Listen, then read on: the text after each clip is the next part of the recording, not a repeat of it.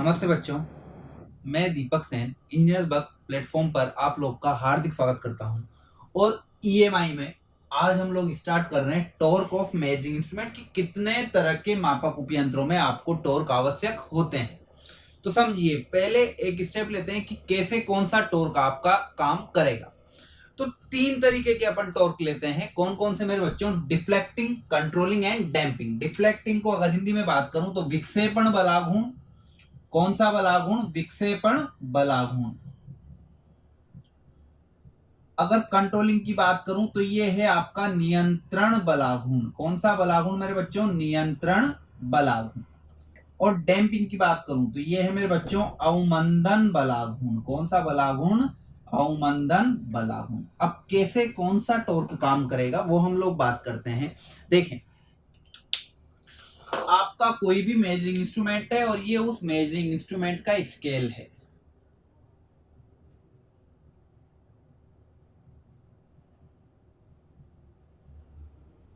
ठीक है, ये है आपका पॉइंटर। पॉइंटर होने से एक चीज कंफर्म हो गई कि ये इंस्ट्रूमेंट कौन सा है मेरे बच्चों? एनालॉग, डिजिटल नहीं है। अब जैसे ही डिफ्लेक्शन कब आएगा कि हम लोग ने अमीटर यूज किया। क्या यूज किया? अमीटर। और अमीटर क्या मापेगा मेरे बच्चों? अमीटर मापेगा करंट।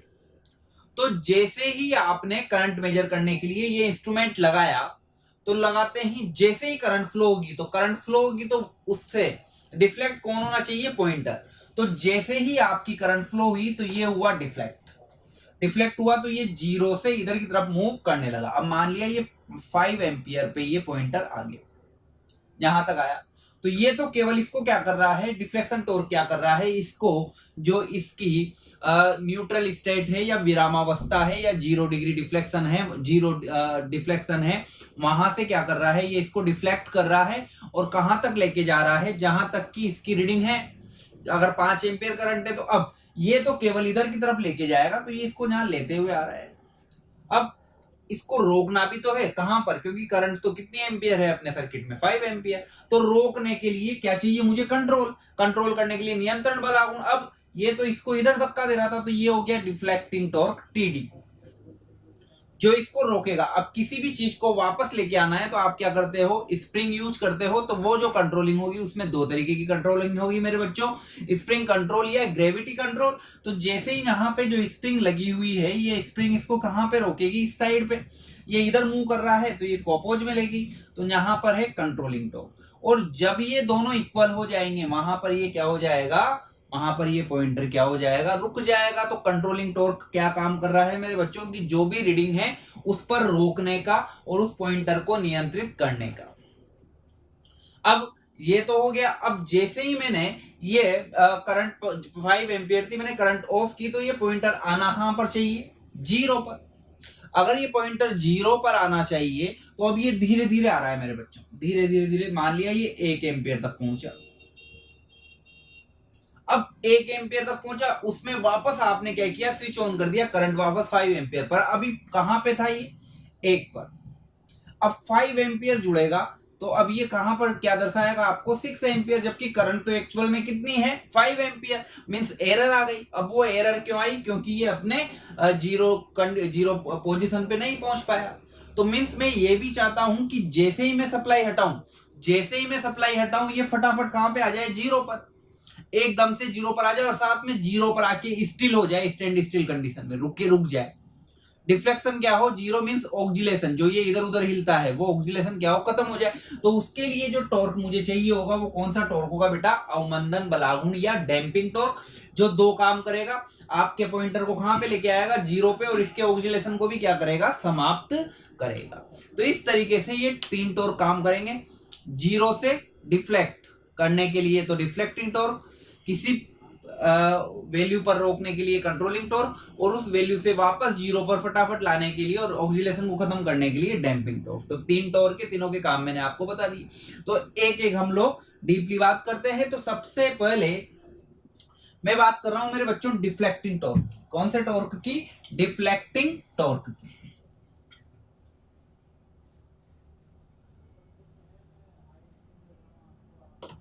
तो डिफ्लेक्टिंग टॉर्क की अगर हम लोग बात करें तो किसी भी एनालॉग इंस्ट्रूमेंट में वह टॉर्क जो आपके पॉइंटर को जीरो कंडीशन से क्या करता है, डिफ्लेक्ट करता है। तो मीन्स इसको मैं ये लिख सकता हूं,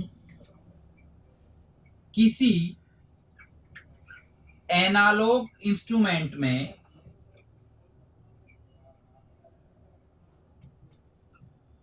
वह टॉर्क जो पॉइंटर को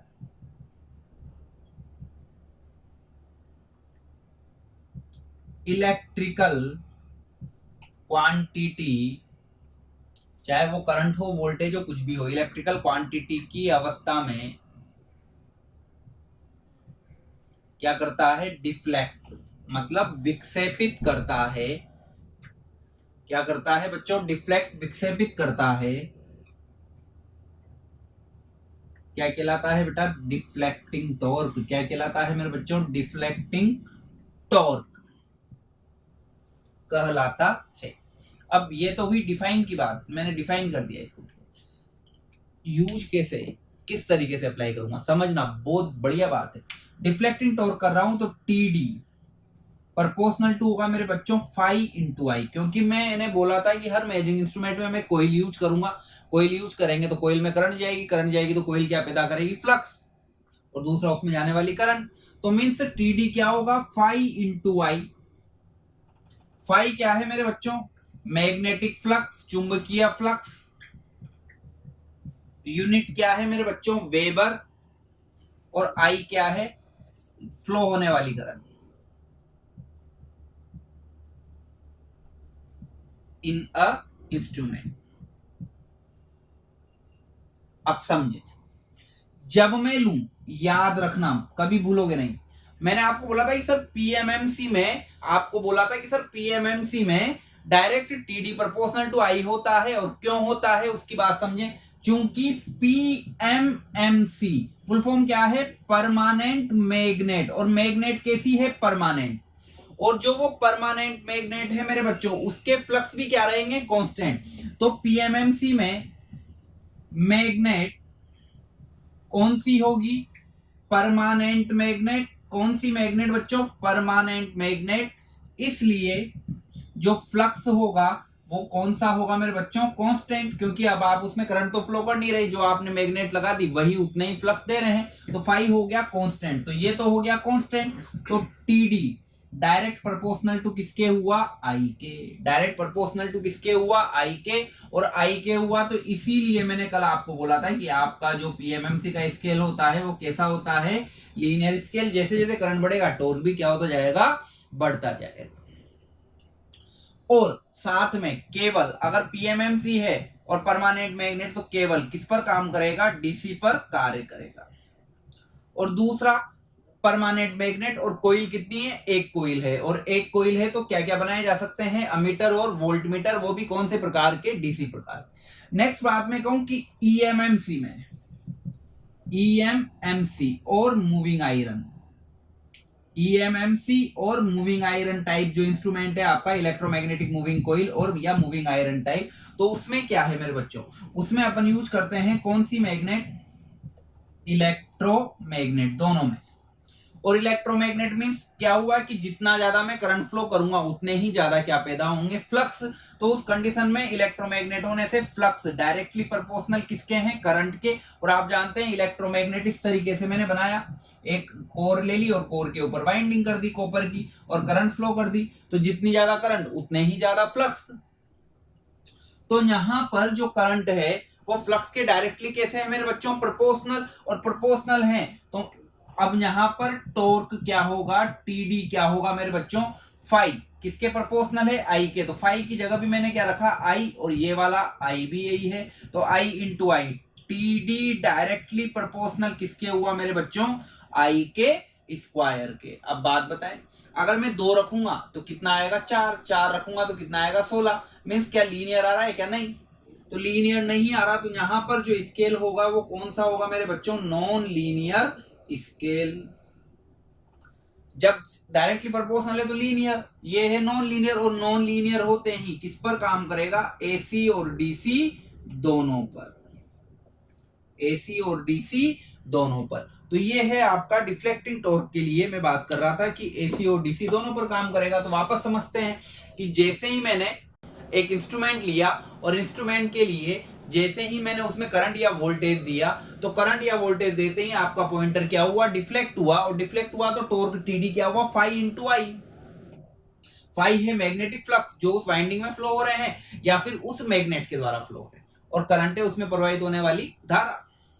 परमानेंट मैग्नेट लिया तो मैग्नेट तो फिक्स हो गई, अब परमानेंट मैग्नेट में वाइंडिंग तो कर नहीं रखी, तो फ्लक्स क्या हो गई, कांस्टेंट। एक चुंबक है और वो जितने दे रही है उतने दे रही है, तो फाई हो गए कांस्टेंट। फाई कांस्टेंट हो गए तो टीडी प्रोपोर्शनल टू क्या हुआ मेरे बच्चों, आई। तो जैसे आई हुआ ये लीनियर स्केल, तो किसमें, पीएमएमसी में स्केल कौन सा, लीनियर, और केवल किस पर काम, डीसी पर काम। ऐसे ईएमएमसी या एमआई आया तो वहां पर मैग्नेट कैसी है मेरे बच्चों, इलेक्ट्रोमैग्नेट। जितनी ज्यादा करंट दूंगा उतने ज्यादा ही क्या पैदा होंगे, फ्लक्स पैदा होंगे। तो उस कंडीशन में फाई प्रोपोर्शनल टू आई हुआ तो टीडी क्या हुआ, आई का स्क्वायर। तो यही आपका कौन सा टॉर्क है मेरे बच्चों, डिफ्लेक्टिंग टॉर्क। तो एक बार आप इसका स्क्रीनशॉट ले लें और मैं इसके बाद आपका कंट्रोलिंग टॉर्क की बात करते हैं। तो देखिए मेरे बच्चों, नेक्स्ट है मेरा कंट्रोलिंग टॉर्क। तो कंट्रोलिंग टॉर्क क्या कर रहा है कि जैसे ही आपका पॉइंटर विक्षेपित हुआ तो जहां पर इसको रोकना है उस कंडीशन को क्या बोलूंगा कि भाई जितना इधर उतना ही इधर। तो ये कंडीशन हुई इक्विलिब्रियम, साम्य अवस्था। तो इसका कार्य क्या हुआ कि विक्षेपित पॉइंटर को इक्विलिब्रियम कंडीशन मीन्स साम्यावस्था पर रोके रखने के लिए आवश्यक बलागुण क्या कहलाएगा मेरे बच्चों, आपका कंट्रोलिंग टॉर्क कहलाएगा। क्या कहलाएगा, कंट्रोलिंग टॉर्क या नियंत्रण बलागुण। अब समझे मेरे बच्चों कंट्रोलिंग टॉर्क कैसे, देखिए जैसे ही मैंने ये विक्षेपित किया तो यहां से यहां आया तो क्या बना, एंगल।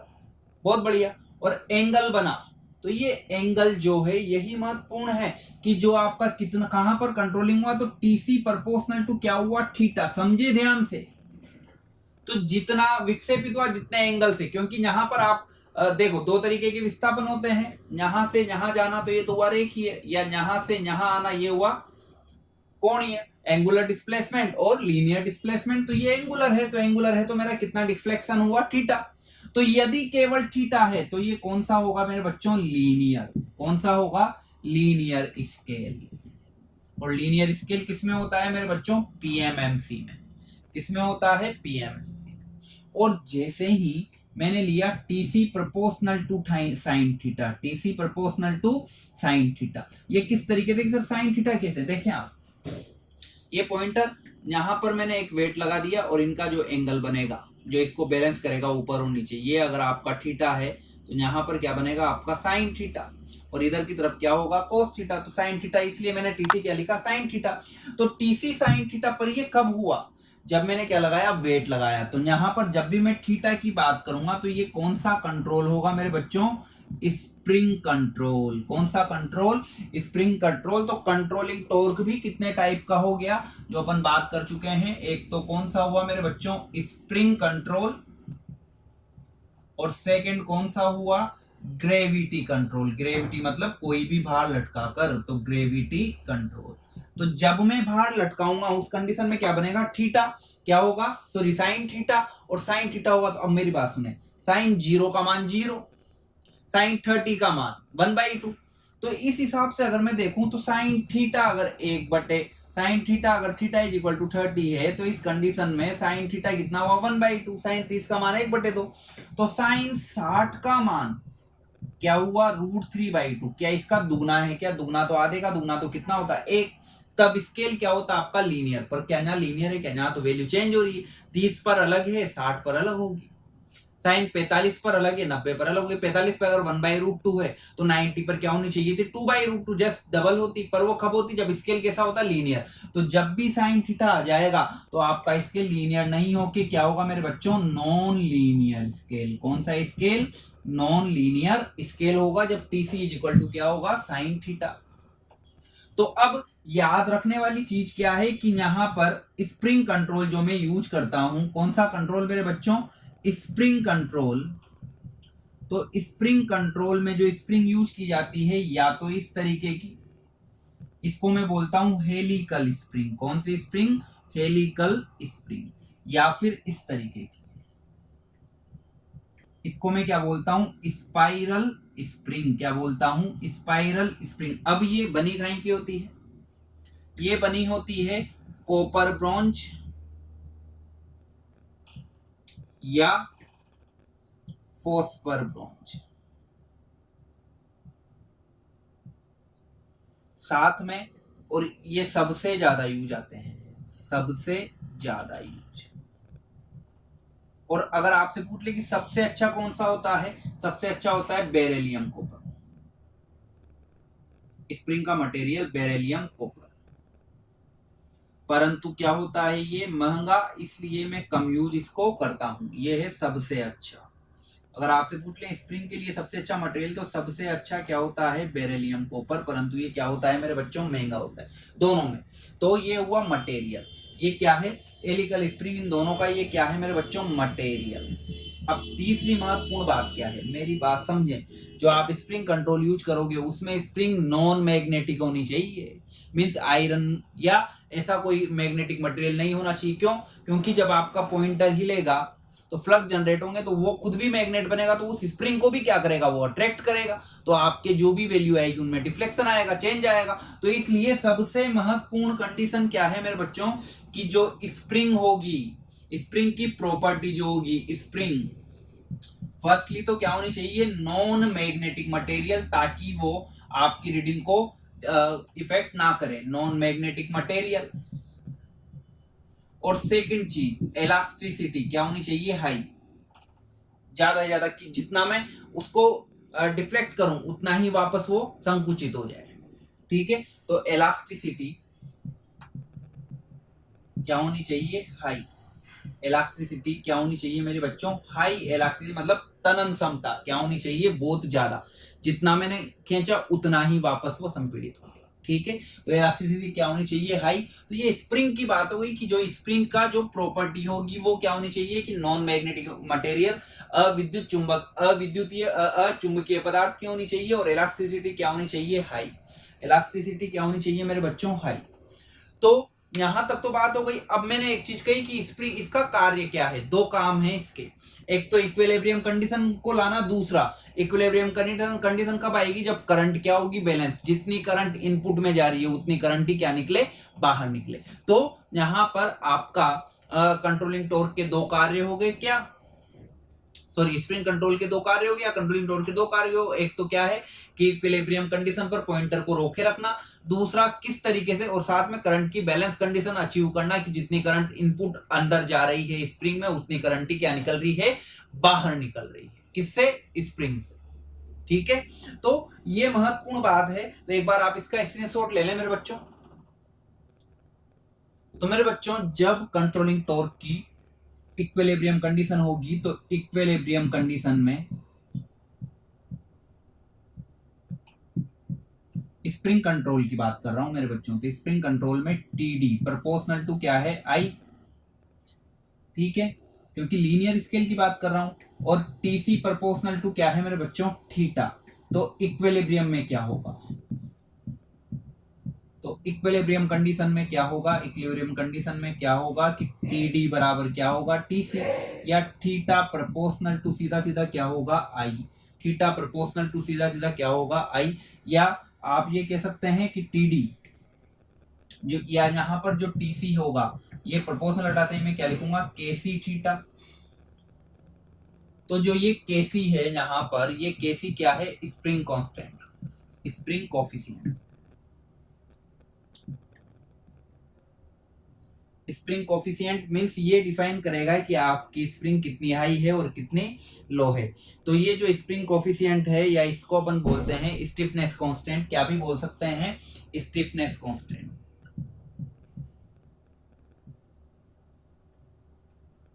स्टिफनेस कांस्टेंट, तो स्टिफनेस ये जो होगा, ये होगा आपका स्टिफनेस कांस्टेंट केसी। अब यदि केसी का मान कम है, लो है तो ये होगी स्प्रिंग कैसी होगी, सॉफ्ट। और यदि केसी का मान ज्यादा है तो स्प्रिंग कैसी होगी, हार्ड, टफ स्प्रिंग होगी। केसी के ऊपर डिपेंड करेगा कि आपकी स्प्रिंग क्या है, और ये आपके स्प्रिंग वाले कंट्रोलिंग की कौन सी अवस्था है मेरे बच्चों, कंट्रोलिंग कंडीशन है कि सॉरी इक्विलिब्रियम कंडीशन है। जब थीटा प्रोपोर्शनल टू क्या होगा आई, तो एक चीज आपने याद रखनी है, पीएमएमसी तथा एमआई में, क्योंकि दोनों में सॉरी पीएमएमसी तथा ईएमएमसी में जो कंट्रोल होगा वो कंट्रोल कैसा होगा, स्प्रिंग। और रीजन में आपको बता चुका हूं, ठीक है, रीजन में आपको बता चुका हूं। और साथ में ये जो इक्विलिब्रियम कंडीशन है इसमें स्प्रिंग कंट्रोल दो कार्य करेगा। ये कार्य क्या होंगे, फर्स्टली तो इक्विलिब्रियम कंडीशन या साम्य अवस्था अचीव करना ताकि पॉइंटर आपका रुक जाए, प्राप्त करना व पॉइंटर को रोके रखना, कहां पर, इक्विलिब्रियम कंडीशन में जो आपका वैल्यू है। और सेकंड कार्य क्या करेगा बेटा, करंट की बैलेंस कंडीशन अचीव करना, करंट की बैलेंस कंडीशन, इसमें कॉपर कोइल में जितनी करंट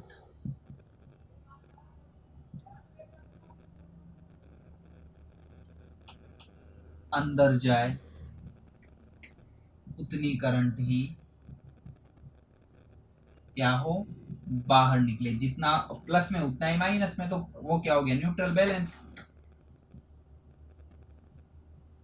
तो ये है आपका स्प्रिंग कंट्रोल में जो आपने याद रखना है, जो आपने याद रखना है कि भाई क्या कंडीशन आप लोगों ने इसमें अचीव करनी है, अचीव करनी है।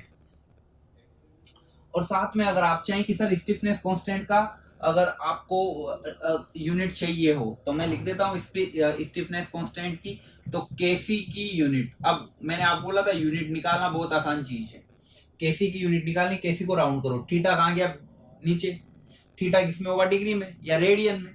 और टीसी क्या है, टॉर्क, टॉर्क का यूनिट क्या होता है, न्यूटन मीटर। तो केसी की यूनिट क्या होगी मेरे बच्चों, न्यूटन मीटर पर डिग्री, न्यूटन मीटर पर डिग्री, ये आपकी केसी की यूनिट है। तो ये तो हुआ आपका स्प्रिंग कंट्रोल, क्या हुआ आपका स्प्रिंग कंट्रोल। इसके बाद जो सेकंड है वो है आपका ग्रेविटी कंट्रोल। तो एक बार आप इसका स्क्रीनशॉट ले लें। तो मेरे बच्चों ग्रेविटी कंट्रोल में क्या है, ये देखिए, ये है आपका पॉइंटर, और यहां पर मैं वेट लगा देता हूं कि इधर की तरफ तो मैंने बोल दिया कंट्रोलिंग वेट, और इधर की तरफ आपका क्या हो गया, बैलेंस वेट। कौन सा वेट, बैलेंस वेट। इधर आपका कौन सा वेट है, कंट्रोल वेट। इसको मैंने बोल दिया WC, इसको मैंने बोल दिया WB। इन दोनों का जो रिजल्टेंट निकला इसको मैंने बोल दिया WR, एंगल क्या है, थीटा। तो जिधर थीटा होता है उधर तो कोस, तो WC तो क्या हो गया, WR कोस थीटा, और WB क्या हो गया, WR साइन थीटा। और यही आपका महत्वपूर्ण है कि जो बैलेंसिंग वेट है वो किसके प्रोपोर्शनल है, साइन थीटा के। तो यहाँ पर जाहिर सी बात हो गई कि WB प्रोपोर्शनल तो किसके हो गया, साइन थीटा के। तो ये कौन सा स्केल हो गया, नॉन लीनियर, और कंट्रोल कैसा हो गया, gravity control. Non linear scale हो गया और कंट्रोल कैसे हो गया, ग्रेविटी। और ये साधारणतया मैं यूज करता हूँ MI में। कहां पर यूज करता हूँ, MI में। और ये भी दो तरीके के होंगे आपके बेटा, अट्रैक्शन टाइप और रिपल्सन टाइप। अट्रैक्शन टाइप में एक चुंबक यूज करूंगा, रिपल्सन में दो। जब अपन डायनामोमीटर पढ़ेंगे मूविंग आयरन से बने हुए तो हम लोग उसकी बात करेंगे। तो ये है ग्रेविटी कंट्रोल। अब नेक्स्ट क्या है कि नेक्स्ट है आपका डैम्पिंग टॉर्क। तो सबसे ज्यादा पूछा जाता है कि डैम्पिंग टॉर्क का वर्क क्या है। एक बार आप इसका स्क्रीनशॉट लें, उसके बाद बात करता हूं कि डैम्पिंग टॉर्क का वर्क क्या है और डैम्पिंग टॉर्क काम कैसे करता है। तो मेरे बच्चों डैम्पिंग टॉर्क क्या होगा, डैम्पिंग टॉर्क क्या होगा, अवमंदन बलागुण क्या होगा कि जब इनपुट की अनुपस्थिति में, मतलब आपने इनपुट क्या कर दिया, हटा दिया, इनपुट की अनुपस्थिति में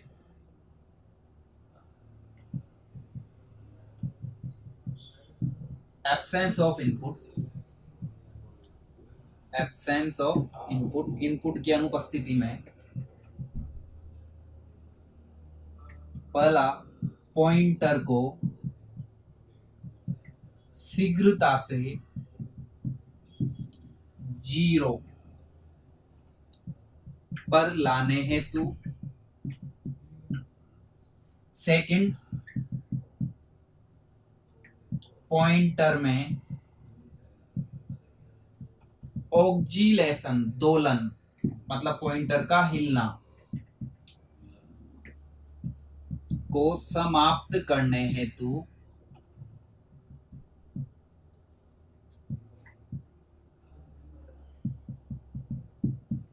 अंतिम पाठ्यांक पर लास्ट रीडिंग, जो भी आपका लास्ट रीडिंग है, जो भी लास्ट रीडिंग का मतलब ये नहीं कि बिल्कुल लास्ट वाला नहीं, जो भी आपका, जैसे आपने 0 से 5 एम्पियर पर, तो ये 0 से ये चलता जा रहा है, चलता जा रहा है, रुका कहां पर 5, ये इसकी लास्ट है।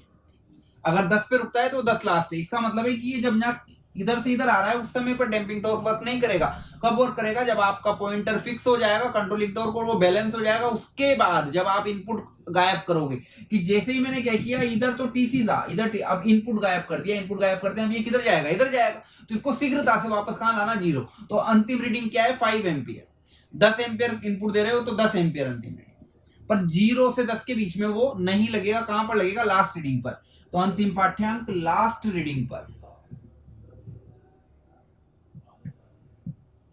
लगने वाला टॉर्क, लगने वाला टॉर्क क्या कहलाएगा आपका मेरे बच्चों? Damping torque. क्या कहलाएगा? Damping torque. तो 3 तरह का टॉर्क होता है। ये कितने तरह का मेरे बच्चों? 3 तरह का। कौन कौन सा?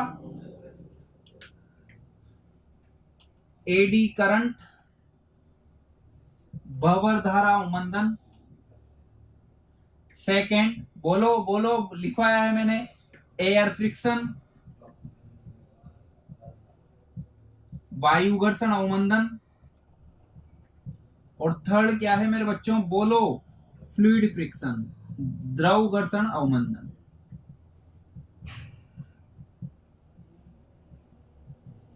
तो ऑर्डर के इफेक्टिवनेस के आधार पर अगर मैं बात करूं तो एडी करंट अगर आ जाए, याद रखना, कौन सी मैग्नेट? Permanent magnet. तो कौन सा मेरे बच्चों? Eddy current. तो ये किसमें लगेगा मेरे बच्चों? परमानेंट मैग्नेट मतलब पीएमएमसी में। एयर फ्रिक्शन मतलब कौन सी मैग्नेट? इलेक्ट्रोमैग्नेट अगर है तो कौन सा लगेगा? एयर फ्रिक्शन हमेशा। तो इलेक्ट्रोमैग्नेट कौन कौन सी? EMMC and MI. और कोई मैग्नेट ना हो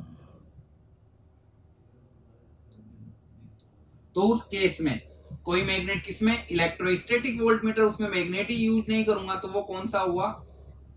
इलेक्ट्रोस्टैटिक वोल्टमीटर। तो अब याद रखने वाली बात क्या है कि अगर परमानेंट मैग्नेट तो हमेशा कौन सा लगेगा? एडी करंट डैम्पिंग यूज करूंगा मैं।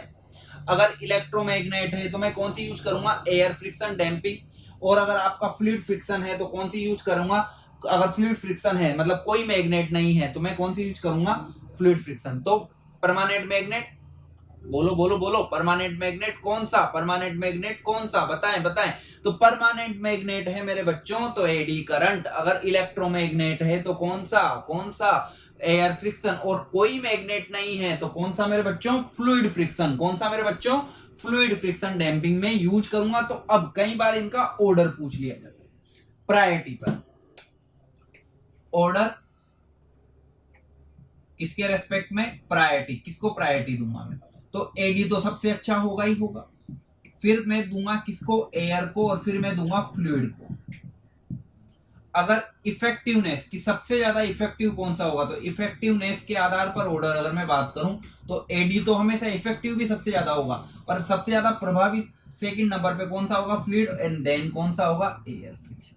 देन कौन सा होगा? Air friction. तो ये है आपके डैम्पिंग टॉर्क की बात। तो सबसे महत्वपूर्ण चीज क्या है? कई बार पूछा जाता है पीएमएमसी में कौन सी डैम्पिंग? दिमाग में रखना नहीं है। Permanent magnet, eddy current, moving iron, electromagnet. इन सब में इलेक्ट्रोमैग्नेट है तो आपका एयर फ्रिक्शन। सोचना ही नहीं है, कुछ भी नहीं सोचना। थर्ड जो आपका आएगा कि इलेक्ट्रोस्टैटिक वोल्टमीटर में बिना सोचे समझे फ्लूइड। ऑर्डर कि सबसे अच्छा कौन सा होता है? हमेशा एडी करंट ही अच्छा होगा। क्योंकि एडी करंट क्या है, जो आपने इनपुट दिया है उसी का ही तो विरोध करता है, जो भी मैंने दिया है उसी का ही क्या करता है, विरोध करता है, और शीघ्र उतना ही विरोध करता है जितना मैंने इनपुट दिया है। यही तो आपका क्या है, लेंज लो। तो ये बहुत अच्छा है। एयर फ्रिक्शन ठीक है और फ्लूइड फ्रिक्शन और बेकार है। किसके आधार पर, प्रायोरिटी के आधार पर, जो मैं यूज करता हूं, और इफेक्टिवनेस के आधार पर कि सबसे प्रभावित कौन सा है, कि सबसे प्रभावित एडी करंट बिल्कुल है, फिर उसके बाद फ्लूइड है और उसके बाद एयर है। तो ये ऑर्डर है किनका, डैम्पिंग टॉर्क का। तो मेरे बच्चों ये एक बहुत अच्छा, बहुत प्यारा टॉपिक है जो हमने आज बात किया है। कोई भी डाउट हो तो मेरे कमेंट बॉक्स में डालिए। अगर आपको समझ में आया है तो लाइक कीजिए, और अगर आप चाहते हैं कि आपके फ्रेंड भी इनसे एडवांटेज लें, उनके लिए भी ये यूजफुल हो, तो आप इसको सब्सक्राइब कीजिए। हर बार हर वीडियो में मैं इसलिए बोलता हूं मेरे बच्चों, क्योंकि अगर आप किसी ज्ञान को बांटते हो तो उतना ही वो क्या होता है, बढ़ता है। बचपन से बढ़ते हैं तो ज्यादा से ज्यादा सब्सक्राइबर आप अचीव कीजिए। क्यों, जितने ज्यादा लोग जुड़ेंगे आप लोग के साथ, तो उस टॉपिक पर ये मेरे लिए तो बेनिफिशियल है। देखो बिल्कुल थ्रू द पॉइंट बात क्या है कि मेरे लिए तो बेनिफिशियल है, बिल्कुल है। आप लोगों के लिए बेनिफिशियल क्यों है कि जब आपके फ्रेंड्स और आप जब एक ही टॉपिक दोनों पढ़ेंगे तो आप लोग डिस्कस करेंगे कि अच्छा इसमें ये रीजन था या इसमें ये था, तो आपके डाउट्स आएंगे। आप जब डिस्कस करेंगे तभी तो डाउट आएंगे। सिंगल आदमी को क्या डाउट आएगा, जो पढ़ा रहे हैं समझ जाए। जब 3-4 माइंड, 3-4 दोस्त एक साथ मिलकर इस टॉपिक पर बात करेंगे तो डाउट आएंगे, और उन डाउट को क्लियर करने के लिए मैं बैठा हूँ। तो निरंतर सब्सक्राइब कीजिए, लाइक कीजिए। धन्यवाद मेरे बच्चों। जय हिंद, जय भारत, राधे गोविंद मेरे बच्चों।